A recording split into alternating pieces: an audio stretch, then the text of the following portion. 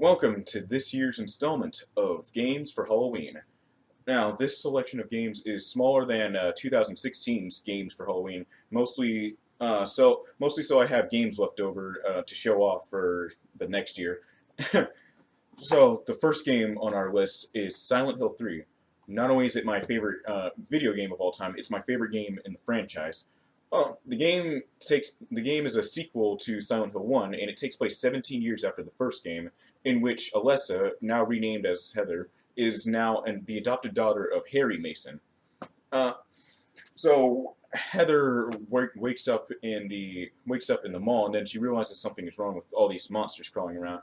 Then, after some time later, she goes and makes the journey to Silent Hill. Now, my favorite things about this game is mostly the imagery during the Otherworld sections. um, this game has an ongoing theme of consisting mostly of childbirth and pregnancy, mostly because she's pregnant with God. Basically, it sounds weird and crazy, but it's actually happening. Not only that, one of my favorite sections of Silent Hill 3, even though you only see the section once, and I think it is optional. My favorite section of Silent Hill 3 is the storage room in the hospital. Heather goes into the storage room, and the mirror starts all this weird shit starts happening in the mirror, and then it just carries over into where Heather herself is standing. And to this day, that room still unnerves me. And the reason that room exists, I think, is because she's scared. She has this fear of mirrors, some kind of phobia, I think. Um, Another thing I'd like to comment on is I got this from eBay, but the guy that sold it to me, he printed it out on a printer that can only print black and white images, and this makes the cover look really better now. Um, because Heather's face is like half of her face is like covered up by the darkness, and yeah, the cover just looks overall better. And the backside is also black and white, obviously. Um, awesome, so awesome game. Next is Shin Megami Tensei 3 Nocturne. Nocturne was released in 2004 by Atlas, and I think it was released in 2003 as well, in Japan first. So Nocturne, you play as this boy who's named Demi-Fiend. He has to meet his teacher in a hospital. Then this cult, they start this event called the Conception, which basically destroys the entire world. And through this little world-ending event, Demi-Fiend is turned into a half-demon, half-human hybrid, and he can now use powers and summon demons and command demons at his will. He can even negotiate with demons, which plays into the core game mechanic. Uh, you do play through a lot of Tokyo's most famous districts like Shinjuku, Shibuya, Ikebukuro. Um, all of which don't even look like their regular selves anymore because, well, the world just the world just got destroyed.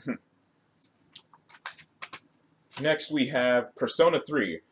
Um, the reason why Persona 3 is on this list is because the game has this overarching theme of dealing with death and how death is inevitable and everyone has to face that fact, which that that theme starts playing out like at the midway to the later point of the game when certain things happen. I'm not going to give away because of spoilers, even though I think I spoiled Silent Hill 3, which I apologize for that. But so yeah, this whole thing about the game's overarching theme is about death and dealing with it. And another thing that's awesome about Persona 3 is the dungeons.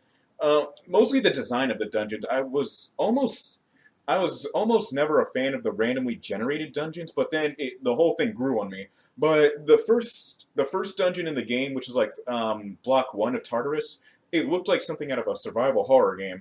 And I read on the wiki that it's supposed to resemble part of Gekkoukan High School. I don't know. It does bear some resemblance with some of the hallways, the pillars, the windows. It's just that there's blood littered throughout various parts of floor one. I mean, well, block one, Tartarus. Really neat game. Recommend you give this a try. I also recommend Persona 3 Portable, which I recommend you play that on an emulator because the game is really, really expensive to find. and I either play it on an emulator or play it through custom firmware on your PSP because you know I can't. No way I'm spending more than $100 on a game. Next we have is a Wii title, Mad World.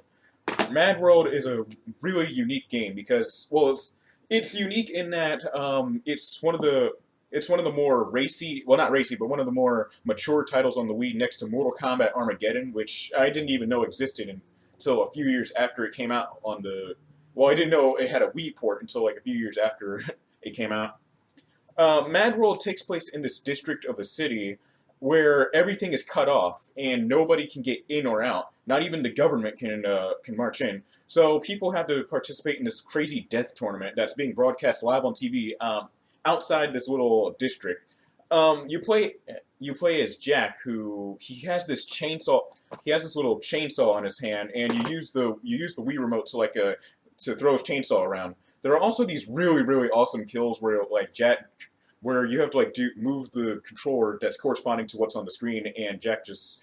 There was one kill that stuck out to me was when Jack threw this dude in the air, and then like he's spinning him around with this. I think it was a spear of some sort. I can't really remember. The game is just really awesome. It's bloody. I also like how the entire game is animated in black, white, and red, which reminds me of the Sin City comic, but the Sin City comics by Frank Miller. It also had a movie, I think, with Samuel L. Jackson in it. Yeah. Give this game a try if you're looking for something unique on the Wii. Now we're on to a PlayStation 3 title. This is Yaiba Ninja Gaiden Z. I think it's a spin-off of the Ninja Gaiden games. So this game is this game. There's this crazy cyborg ninja. He takes on the main protagonist of all the Ninja Gaiden games, Ryu Hayabusa, and then he loses in a fight with him. His sword, I think it gets cut in half, and he uses what's left of his sword. This time, in this Ninja Gaiden game, you're fighting zombies in this, I also love the way this game is animated as well because it's animated in a cel-shaded style, but they also throw in these little comic book sound effects you see in pretty much any comic book that exists. So give this game a try if you're looking for something new from the Ninja Gaiden games. Now we're on to some PS4 titles. Alright, first up is the Heavy Rain and Beyond Two Souls collection. Before I get to talking about the games, this little collection right here was never released in America. What I have here is the European version, as you can tell by the little Peggy marker on the bottom with Peggy 18. So Heavy Rain. Let me talk about Heavy Rain first. Heavy Rain is about this serial killer that's called the Origami Killer. He kills younger children when it starts raining by drowning them.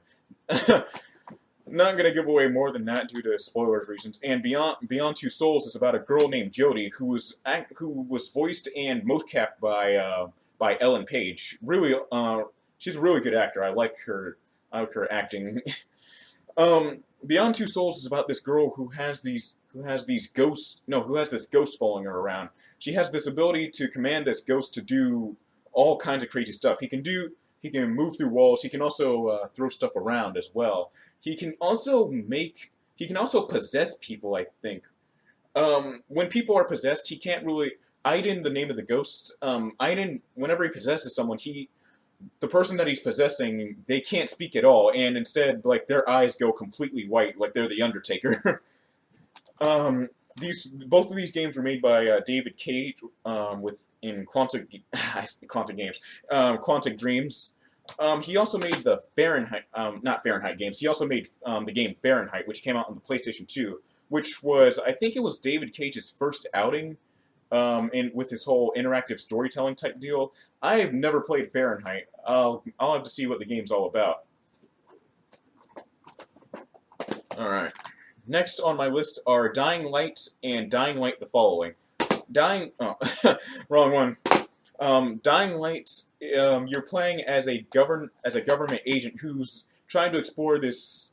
He's trying to explore this. I'd say this city takes place in the Middle East somewhere because the locales bear resemblance to at least, well, not Middle East, but some, I'd say Turkey. If I, but anyways, he's trying to explore this city in what I think is Turkey, and this lady that's talking to him through a walkie-talkie. She's giving him all kinds of commands. He's also trying to help out the survivors. But later on, as the story progresses, he's trying to find out who he should fight for. What should it be, the government or the survivors that he's befriended?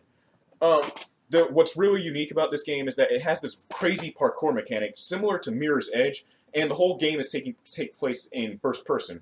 Now all the now more than half the weapons are melee weapons. You can get some guns, but they're very few and far between, and ammo is extremely scarce. You can only get ammo off of enemy soldiers carrying guns, but the thing is those guys are really dangerous to fight, and you have to be tactful and plan out how you're going to fight those guys. The zombies are also dangerous as well, especially when nighttime comes, because then there are these crazy stalker zombies that if they see you, they're going to start running after you, and it's really difficult to get away from them. Well, not difficult, but it's kind of not sure to get away from them, but it's a challenge, and that makes it all worth it. And another thing about nighttime is that it has this high risk, high reward type gameplay. Are you more than willing to go out at nighttime to get more experience points by killing zombies or jumping through rooftops at the risk of being chased by these stalker zombies, or are you going to play it safe and go and explore at nighttime where you earn less XP, but you're not threatened by the zombies as much? Really unique gameplay. Now, as for Dying Light: The Following, it takes place right after the events of Dying Light, where I forgot what happened, but I do remember the guy jumps off a cliff, and he's in this countryside town where the citizens don't really like him too much. Next is Bloodborne. I haven't played too much of Bloodborne, but from what I played of it, it's about this crazy virus this crazy blood infection type virus deal that's destroying this gothic town that's making all the citizens go crazy. Sadly, I haven't played too much of this. I'll have to start this up again tonight. I did defeat the Cleric Beast. I also got to this little sewer level as well. I'm sorry. I feel really bad for including it on the list, even though I've only played through a small portion of the game. I'm sorry for that. Now, the last game on this list tonight is Resident Evil 7. This game, this game is a departure from the Resident Evil games that came before it. Instead of being a third-person action game where you're fighting off the undead, it's a first-person, more campy survival horror type deal. Well, even though the other Resident Evil games were survival horror type games, but this game feels more survival horror type than the other Resident Evil games, which is why I'm including it on this list. Now, as a first for the franchise, this Resident Evil game is in first person. I think I just mentioned that, and my phone went off. I'm gonna put that on vibrate. So this guy is looking for his wife that went missing some time ago, and he ends up at this house full of these crazy kind cannibal type people, and it's been rumored that they've been doing this type of thing where they kidnap people for God knows how long. The house is disgusting. It's messy, and the family is just really, really crazy. And this game, if you have a PlayStation VR, I highly recommend you get this game because the first-person view is terrifying, and it's unnerving. So that about wraps it up for for this year's games for Halloween. I hope you guys enjoyed. Let me know how you feel about the games I picked out. Thanks.